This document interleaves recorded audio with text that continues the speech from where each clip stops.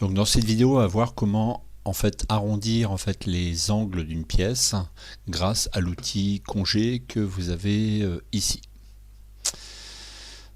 Donc ici, on part d'une pièce en fait dans laquelle on va faire déjà un parallélépipède et dans lequel on va arrondir en fait déjà les deux angles, les deux arêtes qu'il y a de part et d'autre ici et ici, et puis après les deux arêtes que vous avez en bas de la pièce.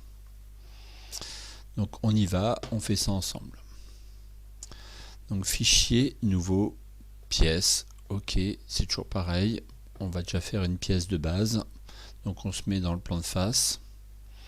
On fait une esquisse, je fais une esquisse, je choisis l'outil rectangle par sommet. Non, je fais bien attention de prendre le bon. Je me mets à l'origine, petit symbole jaune, je clique, je me déplace, je clique pour finir mon rectangle que je vais coter.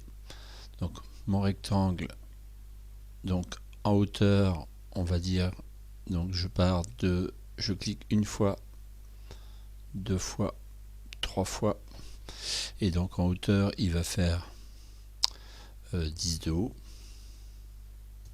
d'accord.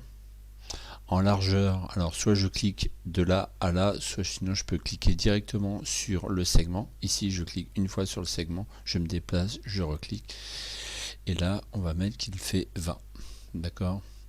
J'ai maintenant une esquisse qui est totalement contrainte, qui est noire, et ici c'est marqué totalement contrainte, donc je vais pouvoir sortir de mon esquisse, quitter mon esquisse.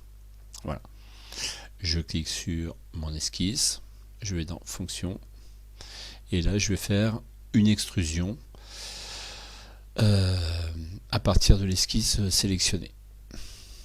Voilà. Donc en paramètres d'esquisse, en paramètres de fonction, je vais lui mettre que je veux 30 mm d'épaisseur de pièce, et je valide. Donc ici je valide là ou là. Voilà. Donc ça permet maintenant qu'on va arrondir, on va arrondir en fait les arêtes que vous avez ici et ici. Donc on va utiliser l'outil congé. L'outil congé, il n'y a pas besoin de faire d'esquisse avant, on va directement utiliser le volume qu'on a. Donc je clique sur congé, d'accord. Alors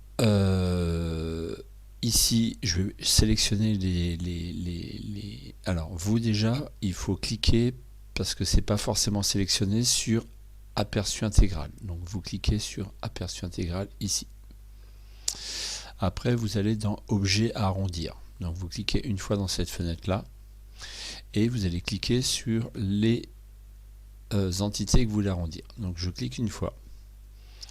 Alors si je me suis trompé, je peux revenir ici, je clique sur arrête, d'accord, sur mon entité qui a été sélectionnée, et je fais sup au clavier, d'accord, et je peux recommencer. Donc ici je veux cette arête là, je clique une fois, et je voudrais aussi arrondir cette arête là, je clique ici, d'accord. Donc là je vois que je vais arrondir mes deux arêtes, j'ai un aperçu intégral, et ici par contre 10 mm je vais le changer, c'est un peu beaucoup, donc je vais mettre 5 mm, je fais 5 et je fais OK. Donc voilà, j'ai un aperçu de comment ça va arrondir mon volume, et j'ai plus qu'à valider. Voilà. Donc maintenant on va faire la même chose sur les deux arêtes inférieures, ici et ici, et en fait on va arrondir avec un rayon de 1. Donc je sélectionne l'outil congé, d'accord. Je vérifie que j'ai bien coché aperçu intégral. Ici, au lieu de 5, je vais mettre 1. Je fais entrée. Et je clique dans objet à arrondir. Clac. Et je sélectionne. Une fois, deux fois. Et là, comme je me suis trompé, vous voyez, je vais dans face. Je vais dans ici, je clique supr. Et je recommence. Je sélectionne le bon élément. Voilà. Et je valide pour terminer. D'accord. Voilà.